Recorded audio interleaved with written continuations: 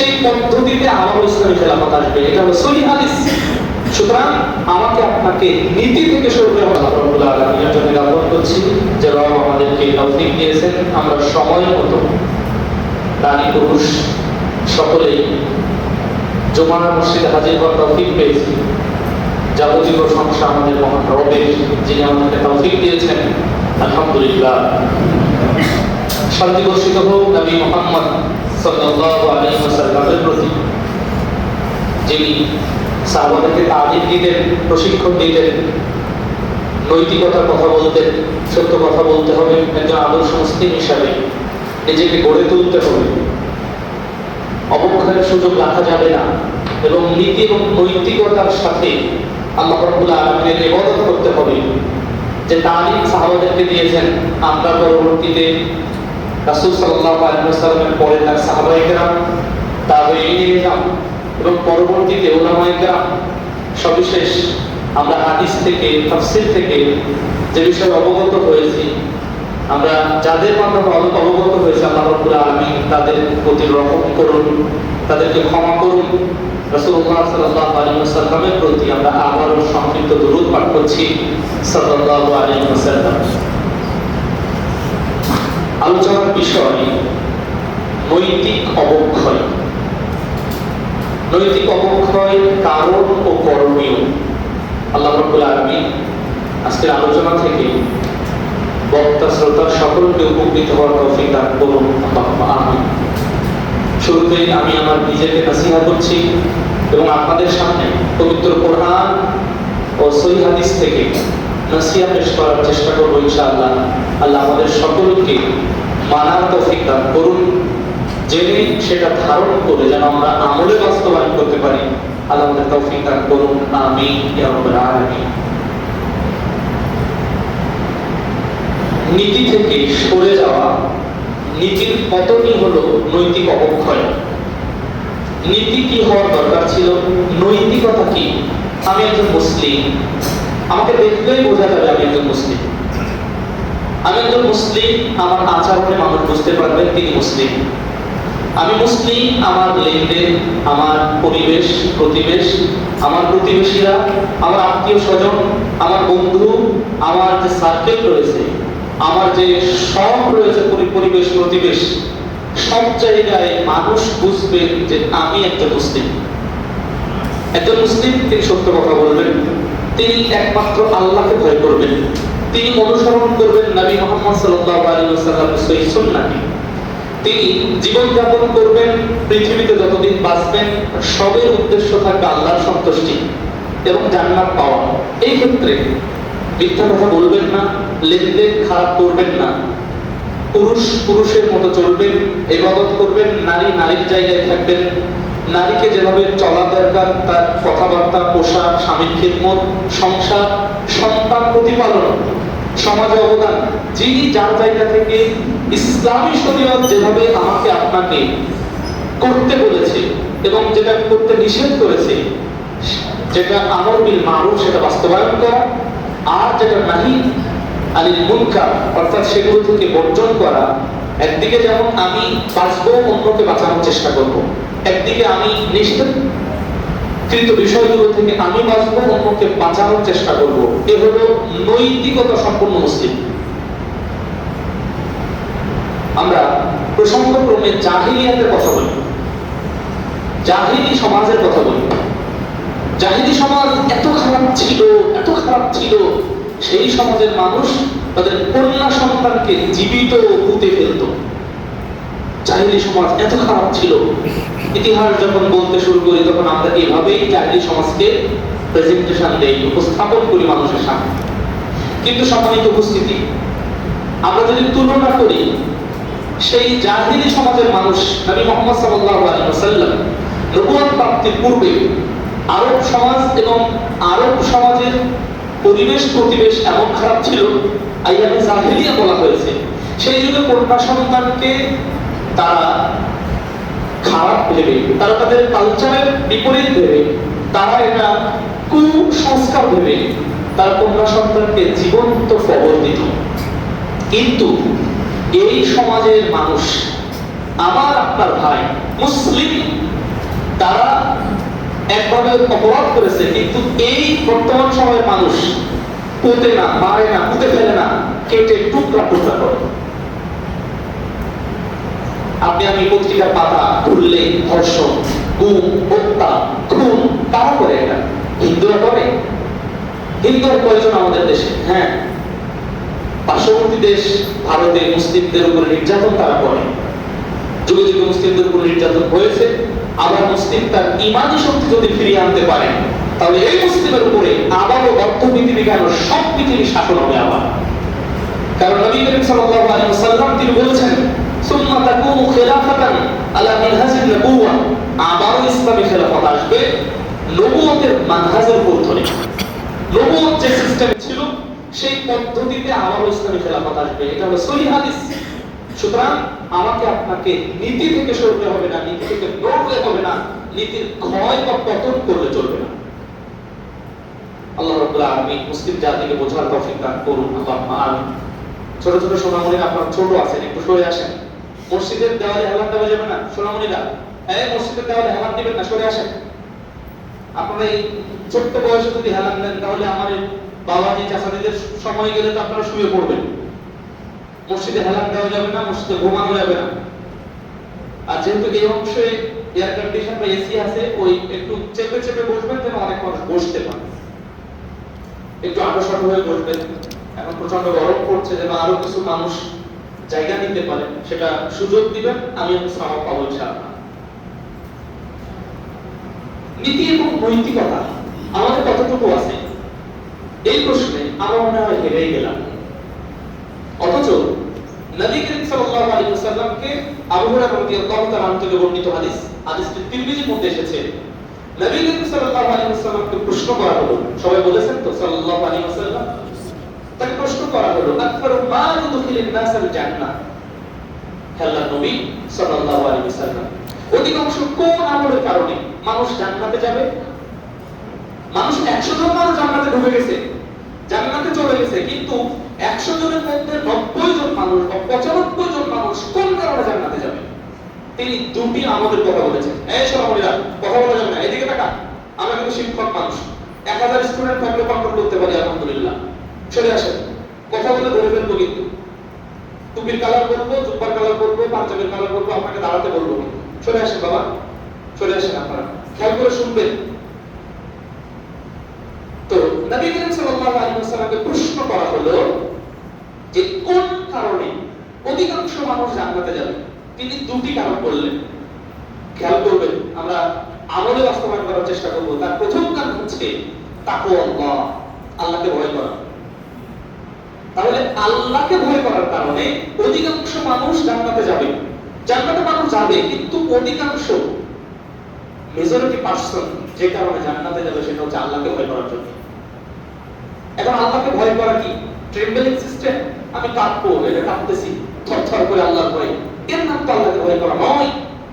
আল্লাহকে ভয় করার অর্থ হচ্ছে এই, আল্লাহ এবং তার রাসূল মুহাম্মদ সাল্লাল্লাহু আলাইহি ওয়াসাল্লাম যে আদেশ করেছেন সেগুলো বাস্তবায়ন করা, আর যে নিষেধ করেছেন এটা হচ্ছে বর্জন করা। এই সংজ্ঞা দিয়েছেন শাইখুল ইসলাম ইমাম ইবনে তাইমিয়া রাহিমাহুল্লাহ, ইমাম ইবনে কাসির রাহিমাহুল্লাহ, তাদের সংজ্ঞা আমরা আরবি নাই বললাম।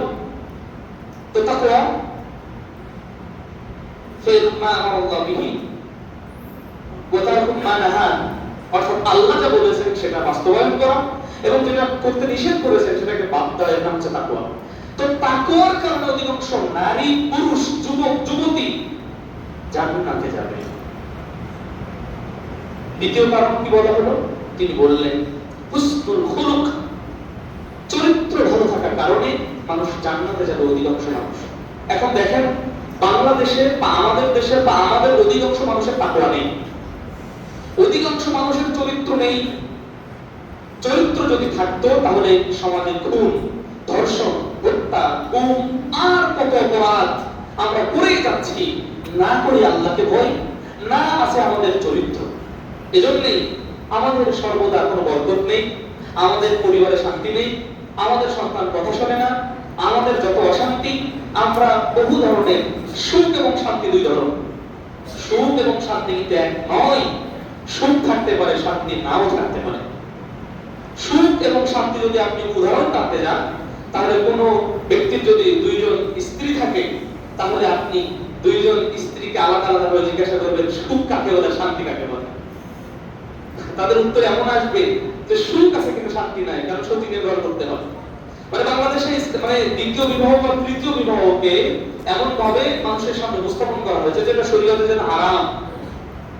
আল্লাহ রাব্বুল আলামিন সঠিক শরীয়ত বোঝার তৌফিক আল্লাহ আমাদেরকে দান করুন।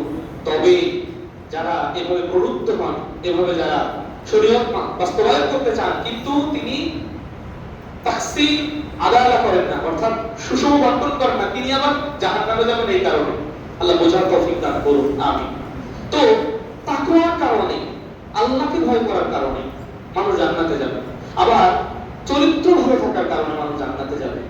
অধিকাংশ মানুষ পক্ষান্তরে কোন কারণে জাহান্নামে যাবে? আবার দ্বিতীয় প্রশ্ন করা হলো, ইয়া রাসূলুল্লাহ সাল্লাল্লাহু আলাইহি ওয়াসাল্লাম, আকতারু মা ইয়াদখিলুন নাস আন-নার, অধিকাংশ কোন কারণে মানুষ জাহান্নামে যাবে?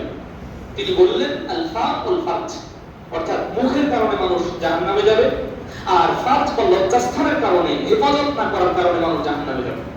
আপনি দেখেন এই বিপরীতমুখী এই দুই আমল করার কারণে অধিকাংশ মানুষের চারিত্রিক অবস্থা কোন পর্যায়ে নেমে এসেছে।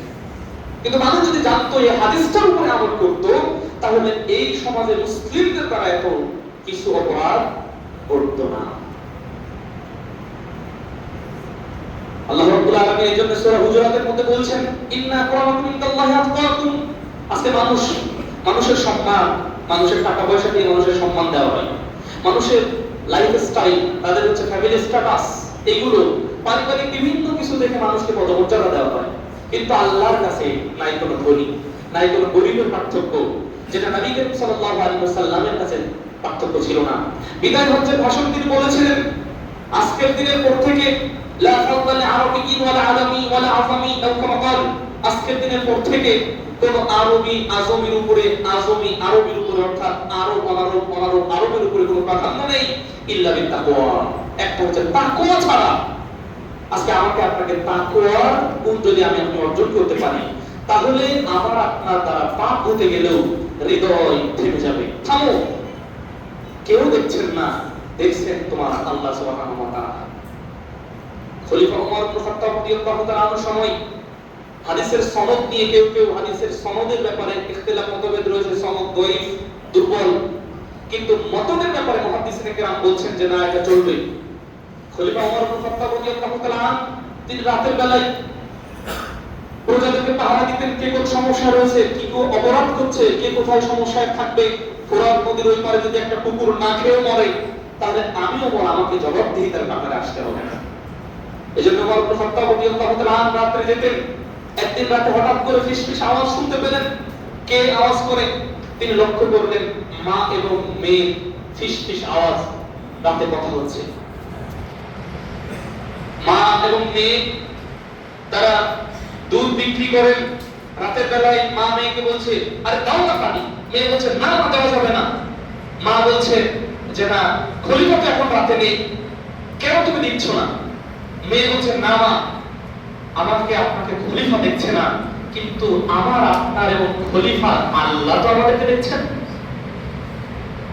এ ছিল সেই যুগের তাকওয়া। এ ছিল 16-18-20 বছরের মেয়ের তাকওয়া। আজকে সমাজে মেয়েদের মধ্যে তাকওয়া নেই, এজন্য মেয়েরা নিগৃহীত, মেয়েদেরকে ধর্ষণ করা হয়। আপনি আমি ধর্ষণের বিচার করতে পারি না, বিচার করব কি করে? আল্লাহ যে বিধান দিয়েছেন, সেই বিধান যখন বাস্তবায়ন হবে, তখন এই সমাজ থেকে, দেশ থেকে ধর্ষণ উঠবে। তাছাড়া পশ্চিম কালেও কোনো সিস্টেম, কোনো মাধ্যম এই সমাজ থেকে ধর্ষণ খুন সমাধান করতে পারবে না। কিভাবে সম্ভব?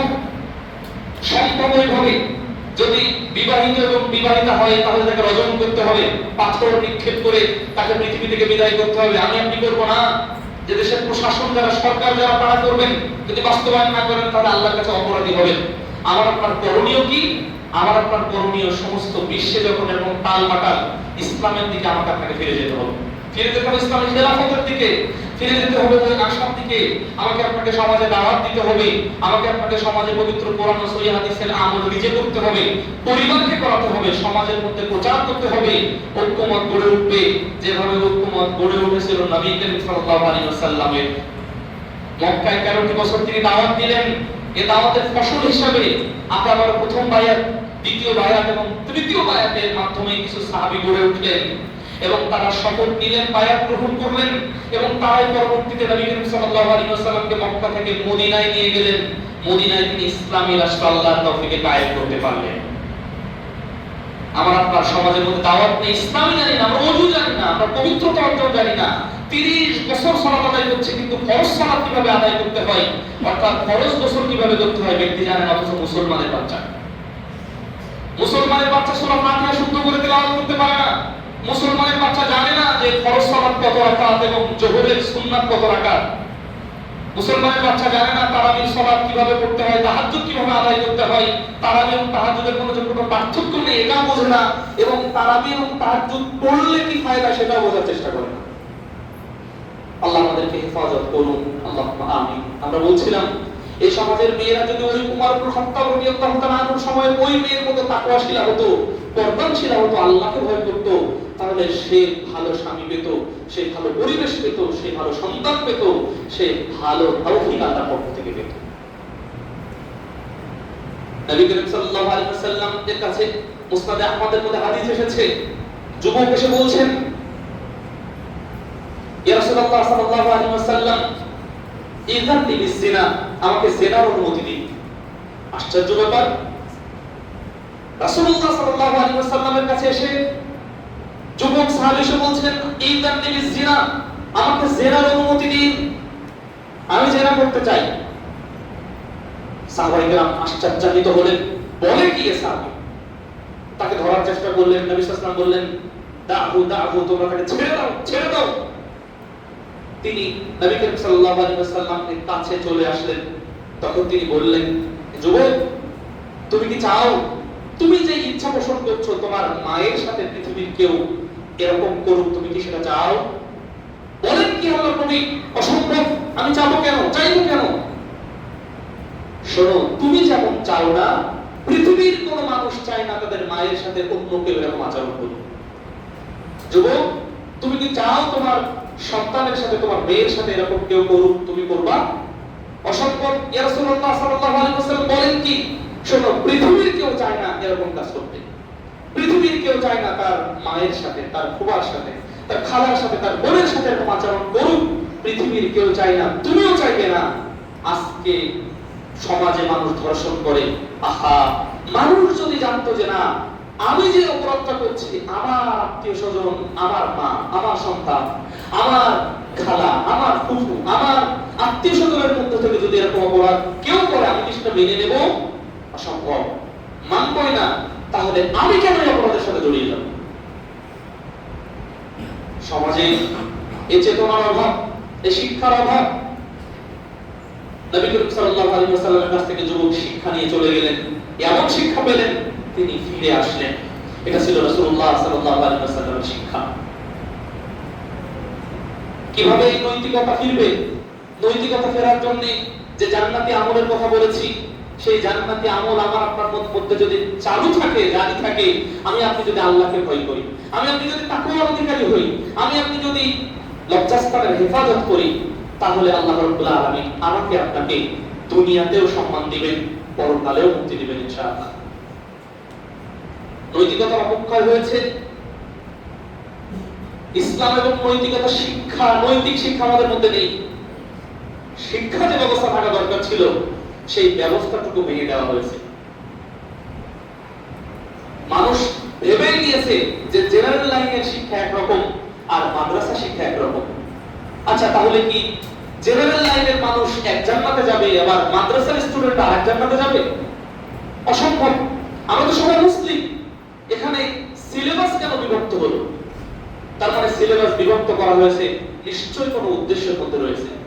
আপনি কি আমাকে বলবেন দেশের মধ্যে বিশৃঙ্খলা হচ্ছে? অসম্ভব, এই কথা আপনি বলতে পারেন না, কারণ আমি মুসলিম, আমার এমন কিছু জ্ঞান ফরজ, যে জ্ঞানটা না জানলে আমার ফরজ ইবাদত আমি করতে পারবো। আমি সূরা ফাতিহার জ্ঞান নেই, আমি প্রকৃত মুসলিম না, আমি সন্তান কিভাবে লালন পালন করতে হয় আমি জানি না, আমি প্রকৃত বাবা মা না। আপনারা ঘটনা শুনেছেন, ঈদের ঠিক পরেই নূরজাহান বেগম বয়স ৭৫ বছর, মিরপুরের পল্লবীতে ৮ দিন পূর্বে নূরজাহান বেগম মারা গেছে। নূরজাহান বেগমের 4 সন্তান প্রতিষ্ঠিত, কেউ বোর্ডের শিক্ষক, কেউ বা সচিব, কেউ বা কানাডা প্রবাসী যিনি প্রতিষ্ঠিত, আর একটা মাত্র মেয়ে, তার প্রাইভেট বিশ্ববিদ্যালয়ের শিক্ষক, মেয়ে বা মেয়ের জামাই। এই মা মারা গেল ৮ দিন পূর্বে। ঈদের মধ্যেও যদি তাকে সংবাদ দেওয়া হতো, সেমাই রান্না করে, গোশত রান্না করে, বা মায়ের কাছে যদি ওই সন্তানগুলো যেত বা খবর নিত, তাহলে নূরজাহান বেগম যেদিন পড়েছে তার পরদিন বা ওই দিনই নূরজাহান বেগম বোঝা যেত যে নূরজাহান বেগম পৃথিবী থেকে বিদায় নিয়েছে। অথচ ৮ দিন পরে মানুষ দুর্গন্ধে যখন টিকতে পারলো না, তখন ফায়ার সার্ভিস বা পুলিশকে 999 ফোন দিয়ে তখন ওই গলিত পচা লাশ তখন উদ্ধার করা হলো। নূরজাহান বেগমের সন্তান কি শুধু দায়ী হতে পারে এর পেছনে? নূরজাহান বেগম এবং নূরজাহান বেগমের স্বামীর পেছনে সমবয়ের দায়ী। কি শিক্ষা দিল 4 সন্তানকে? 4 সন্তানের এক সন্তান মায়ের খোঁজ খবর নিতে পারবে না। তাহলে এক্ষেত্রে কি ইসলাম দায়ী? এক্ষেত্রে কি সন্তান দায়ী? না, পিতামাতার দায়ী। পিতামাতার দায় এড়াতে পারে না। আমরা কুরবানি করি, পশুর গলায় ছুরি চালাই, আমরা একবারও ভাবি না এটা ইব্রাহিমের সুন্নাত। আমাকে আপনাকে আমরা শুধুই অভিযোগ পেশ করি, সেখানে পেশ করি যে আমার সন্তান কথা শোনে না, আমার সন্তান এই কথা শোনে না, আমার খেদমত করে না, আমার তার বউয়ের কথা শোনে। আপনি আমি সন্তানকে উপযুক্ত এবং যে শিক্ষা দেওয়া দরকার সেই শিক্ষা শুরুতে দিতে ব্যর্থ হয়েছি, এজন্য আমি আপনি ব্যর্থ পিতামাতা হয়ে প্রমাণিত হয়েছি। আমাকে আপনাকে নৈতিকতা কিভাবে শেখাতে হবে, পিতামাতা কিভাবে খেদমত করতে হবে। আপনি যদি আপনার পিতামাতা খেদমত করেন, আপনার সন্তানও দেখবে আমার বাবা আমার দাদিকে খেদমত করতেন, আমার বাবা আমার দাদাকে খেদমত করতেন, আমার মা আমার দাদিকে খেদমত করতেন, আমার মা আমার দাদাকে খেদমত করতেন। সুতরাং আমাকে শ্বশুর বাড়ি যে আমার স্বামীর পিতামাতাকে এইভাবে খেদমত করতে হবে। আমার অন্যের ঘরে স্ত্রী অন্যের মেয়ে যখন আসবে, আমার বউকেও বাধ্য করবো আমার বাবা যেভাবে বাধ্য করে আমার দাদা দাদিকে খেদমত করতে, ওভাবেই করতে হবে। এটা করেননি। আপনার পিতামাতা মারা গেছে, আপনি কোনোদিন জাননি সেই কবরে বাবা শুয়ে আছেন, মা শুয়ে আছেন, কোনোদিন জাননি আপনি এখনো। অথবা গেছেন, বাবা মা যখন মারা গেল তখন গেছেন, আর কোনোদিন জাননি। অথচ আমার আপনার দরকার ছিল সেই কবরে যে আল্লাহর কাছে যাওয়া, দর দর করে পানি পড়বে এবং বলবেন রব্বির হামহুমা কামা রাব্বায়ানি সগীরা। আমার পিতামাতা আমাকে ছোটবেলায় যেভাবে লালন পালন করেছে, আল্লাহ আপনার জিম্মায় চলে গেছে, আপনি তাদেরকে ওইভাবে লালন পালন করুন, ওইভাবে আপনি তাদের জান্নাতে রাখুন। এই কাজ যদি আমি আপনি না করি, আমার সন্তানকে হাত ধরে যদি আমার বাবার কবরে, আমার বাবার কবরে, আমার আত্মীয় স্বজনের কবরে বানিয়ে যায়, আপনার কবরেও আপনার সন্তান, আপনার প্রতিবেশী, আপনার কেউ যাবে না, অসম্ভব। এজন্য আমার আপনার কেন আজকে সমাজে বহুর অবস্থা, কেন সামাজিক পরিবেশ এমন? আমাকে ভালো হতে হবে আগে। আমরা অনেক ক্ষেত্রে বলি রাষ্ট্র সংস্কার দরকার, আর রাষ্ট্র সংস্কার পরের ব্যাপার, আগে ব্যক্তি সংস্কার করা দরকার। আর ব্যক্তি সংস্কারটাই নবী মুহাম্মদ সাল্লাল্লাহু আলাইহি ওয়াসাল্লাম করেছিলেন। নবী মুহাম্মদ সাল্লাল্লাহু আলাইহি ওয়াসাল্লাম মক্কায় 13টি বছর দাওয়াত দিয়েছিলেন। তিনি কি রাষ্ট্র সংস্কার করেছিলেন নাকি আগে ব্যক্তি সংস্কার করেছিলেন? নিঃসন্দেহে তিনি ব্যক্তি সংস্কারের কাজটা আগে হাতে নিয়েছিলেন। ব্যক্তি যখন সংস্কার হবে, আজকে আমরা যদি মসজিদে যারা আছি, নারী পুরুষ সবাই যদি সংস্কারিত হই, আমরা যদি পবিত্র কোরআন এবং সহিহ হাদিস আমাদের হৃদয়ে বক্ষে আমলে ধারণ করি, তাহলে আমাদের পরিবার, আমাদের সন্তান, এটা সংস্কার আসবে, আমরা ভালো হব এবং আমাদের সমাজ আস্তে আস্তে ভালো হতে বাধ্য। আল্লাহ রাব্বুল আলামিন এই সত্য কথাগুলো বোঝার তৌফিক আল্লাহ আমাদেরকে দান করুন। আল্লাহুম্মা আমিন। কুরবানি চলে যায়, পশুর গলায় কুরবানি, কে কত বড় কুরবানি করেছে এটা দেখার বিষয় থাকে, কার কত গোশত হলো, কত কেজি টাকা গোশত পড়লো, এই হিসাব কষতে কষতে কুরবানির এই পদ্ধতি শেষ হয়ে যায়। অথচ ওখানে কুরবানির উদ্দেশ্য ছিল এই, মায়েরা বোনেরা হবেন হাজেরার মতো, সন্তান বা যুবকেরা হবে ইসমাইলের মতো, আর বাবারা হবেন ইব্রাহিমের মতো, তবেই না কুরবানি সার্থক হবে। ইব্রাহিম আলাইহিস সালাম তিনি শিরকের কাছে মাথা নত করেননি। পিতা তাকে ত্যায্যপুত্র করেছে, তাকে দেশ থেকে তাড়িয়ে দেওয়া হয়েছে, তারপরেও তিনি কখনো শিরকের কাছে মাথা নত করেননি। এটা ইব্রাহিম আলাইহিস সালাম। ইব্রাহিমের আকীদা কি আমার আপনার মাঝে আছে? শতভাগ থাকবে না, কিন্তু আছে কি? আমি আপনি তাগুতের সাথে মিশে যাচ্ছি নাকি? শয়তানের কোন রসম রেওয়াজ সংস্কৃতি এর সাথে মিশছি কিনা? শিরকের সাথে মিশি কিনা? আমার বাড়িতে শিরকের সিনেমা আছে কিনা? আমার বাড়িতে শোকেসের মধ্যে মূর্তি আছে কিনা? আমার সন্তান ব্যাগ ঘাড়ে নিয়ে যায়, ব্যাগে প্রজাপতির মূর্তি, তারপরে হচ্ছে আরো কত কি মূর্তি রয়েছে, জুতা কিনি মূর্তি, গেঞ্জি কিনি মূর্তি, বাড়িতে ছবি মূর্তি, উপরে টানানো মূর্তি। এটা কি মুসলমানের আকীদা হতে পারে? অসম্ভব। এই মুসলমান আবার এমনকি বাড়িতে রাখে, পোশাকে রাখে, ঘরে রাখে, রাখতে রাখতে মোড়ের মাথায় আবার মূর্তি বানায়। এই মুসলিমের উন্নয়ন কোশ্চিনকালে হবে না। জেনে রাখবেন, মুসলিমরা হচ্ছে মূর্তি ভাঙার জাতি, মূর্তি গড়ার জাতি না। এদেশের সরকার যদি মূর্তি গড়ে তাহলে আমার আপনার টাকা দিয়ে তিনি শিল্প পুষবেন। আমি আপনি যদি সেখানে সমর্থন যোগাই তাহলে আমার আপনারও সেখানে পাপ আছে। আল্লাহ রাব্বুল আলামিন এগুলো বোঝার তৌফিক দান করুন। আমি আপনি কখনো মূর্তির কাছে, মূর্তি তৈরি করার ক্ষেত্রে আপনি বলবেন মূর্তি তৈরি করি না, কিন্তু রাস্তার মোড়ে মোড়ে যেই পরিমাণে ছবি, এক একটা ফেস্টুনের ব্যানারে 8 জন 10 জন মাথার মাথা, কারা বানালো? হিন্দু বানিয়েছে? কে বানালো এই মূর্তি? এগুলো কি সব মূর্তি নয়? এই আকীদা নিয়ে কবরে নাজাত পাওয়া যাবে না। এই আকীদা নিয়ে আমার আপনার ইহকালীন কল্যাণ আসবে না, পরকালীন মুক্তি আসবে না। এটা ইব্রাহিম আলাইহিস সালামের আকীদা নয়, এটা মুহাম্মদ সাল্লাল্লাহু আলাইহি ওয়াসাল্লামের আকীদা নয়। যদি তাই হতো তাহলে ইসলাম বহুবার জয় হতো। কিন্তু আমার আপনার এই ভঙ্গুর ইমানতে ইসলামের কোনো কিছুই উপকার হবে না, আমি আপনি ক্ষতিগ্রস্ত হব। আল্লাহ আমাদেরকে হেফাজত করুন, আল্লাহুম্মা আমিন। এই নৈতিক শিক্ষা দরকার। ইসমাঈল আলাইহিস সালাম যখন তার পিতা তাকে বলছেন আমি তোকে কুরবানি করব, ইসমাঈল বলো তোমার মতামত কি? তখন তিনি বললেন ইয়া আবাতি ফাল মা তুমার, আব্বা আপনাকে যা আদেশ করা হয়েছে ইফআল, আপনি তাই করুন। সাতাজিদুনি ইনশাআল্লাহ মিনাস সাবিরিন, আপনি আমাকে ধৈর্য ধারণকারীদের অন্তর্ভুক্ত পাবেন। ছুরি চালালে আমি পালাবো না, আমি দৌড়াবো না, আমি ভয় পাবো না, আপনি আমাকে সবরকারীদের অন্তর্ভুক্ত পাবেন। এটা ছিল ইসমাঈল আলাইহিস সালাম। যুবক ভাইরা, এই আকীদা যদি নিতে পারি তাহলে ইসমাঈলের বংশ পরম্পরায় বংশ থেকে একজন নবী এসেছিলেন, সেটা হচ্ছে মুহাম্মদ সাল্লাল্লাহু আলাইহি ওয়াসাল্লাম। সেই উম্মত আমরা। এখন আমার আপনার আকীদা ঠিক নেই, আমার আপনার আমল ঠিক নেই, আমার আপনার স্ত্রী ঠিক নেই, সন্তান ঠিক নেই। আমি আপনি যদি বলা হয় কে কে জাহান্নামে যাবেন, কেউ এখানে হাত তুলবেন না। পাগলেও বলবে আমি স্বর্গে যাব। হিন্দুকে জিজ্ঞাসা করবেন, ও বলবে যে আমি প্যারাডাইস চাই, ও বলবে আমি স্বর্গে যেতে চাই, ও বলবে আমি গার্ডেনে যেতে চাই। এ কত কথা বলবে। কেউ কি বলবেন এখানে আমি জাহান্নামে যাব? না, সবাই বলবো যে আমরা জান্নাতে যেতে চাই। এখন প্রশ্ন, জান্নাতে যাওয়ার জন্য আমল আমার আপনার কতটুকু আছে? জান্নাতে যাওয়ার জন্য আমার আপনার কতটুকু আমল আছে? নাকি এমনি এমনি জান্নাতে চলে যাব? টাকা থাকলে যেমন জমি কেনা যায়, জান্নাতে কি এটা সম্ভব? আল্লাহ রাব্বুল আলামিন বলছেন ইয়াওমা লা ইয়ানফাউ মালুন ওয়ালা বানুন ইল্লা মান আতাল্লাহ বিকলবিন সালিম। পরকালীন দিবসে মানুষের সব সম্পদ দিয়ে মানুষ সুপারিশ করলে আল্লাহর কাঠগড়া থেকে কাউকে রক্ষা এবং রেহাই করার সুযোগ নেই।